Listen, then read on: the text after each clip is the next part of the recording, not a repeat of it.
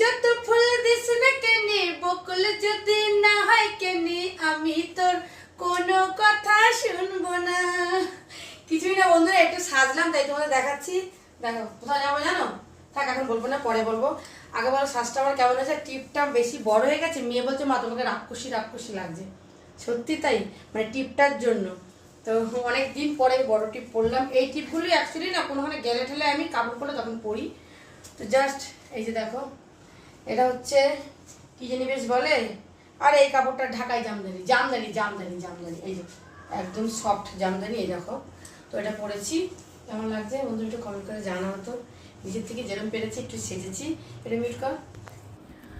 তো আমি নিজের থেকে যেমন পেরেছি একটু সেজেছি, আর একটু গানটা করলাম একটু মজা করার জন্য। কেমন লাগছে একটু জানিও, ঠিক আছে?